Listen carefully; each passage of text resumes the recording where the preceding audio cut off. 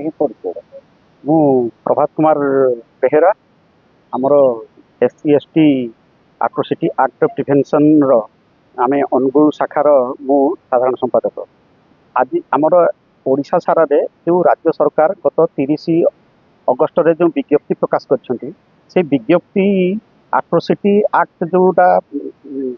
SC ST ମାନଙ୍କ ପାଇଁ ସୁରକ୍ଷା କବଚ ଥିଲା ଏବଂ SC ମାନଙ୍କର ଧନ ଜୀବନ ମାନ ସମ୍ମାନକୁ ରକ୍ଷା କରିବା ପାଇଁ ଏବଂ ତାଙ୍କୁ ସୁରକ୍ଷା ପ୍ରଦାନ କରିବା ପାଇଁ ଯେଉଁ schedule caste schedule tribe prevention atrocity act 1989 ଥିଲା, ତାହାକୁ ରାଜ୍ୟ ସରକାର ଏବେ ବିଜ୍ଞପ୍ତି ମାଧ୍ୟମରେ ସେଥିରେ ଯେଉଁ ପ୍ରୋଭିଜନ୍ ଥିଲା ଯେ ଏହାର ତଦନ୍ତ DSP ଲେବୁଲ୍ର ଜଣେ ପୋଲିସ ଅଫିସର ଏବଂ ତାଙ୍କଠାରୁ ଅଧିକ ଯିଏ ଥିବେ ଆଡିସନାଲ SP, ଏଇମାନେ ସବୁ ଏଇ ଆଟ୍ରୋସିଟି ଆକ୍ଟର ତଦନ୍ତ କରିପାରିବେ। କିନ୍ତୁ ଏବେ ରାଜ୍ୟ ସରକାର ସେ ସବ୍ କଲେକ୍ଟର ସବ୍ ଇନ୍ସପେକ୍ଟର ଏବଂ ଇନ୍ସପେକ୍ଟର ମାନଙ୍କୁ ଏ ତଦନ୍ତ କରିବା ପାଇଁ ଯେଉଁ ବିଜ୍ଞପ୍ତି ପ୍ରକାଶ ପାଇଛି, ଏହା ଆମର SC ST ପିପୁଲଙ୍କର ସମ୍ମାନ ଏବଂ ସୁରକ୍ଷା ପାଇଁ ଏହା ବହୁତ ଘାତକ ସୃଷ୍ଟି କରିବ। କାହିଁକି ନା DSP ର୍ୟାଙ୍କର ଲୋକ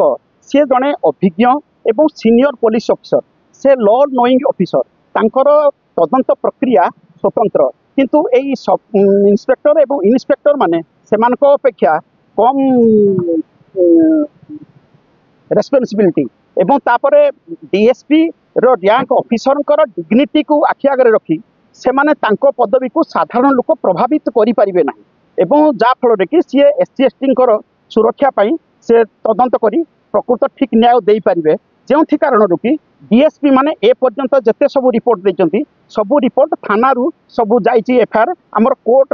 ପରିସରରେ କୋର୍ଟରେ ହିଁ ପେଣ୍ଡିଂ ଅଛି। କିନ୍ତୁ SC ST ଆକ୍ଟ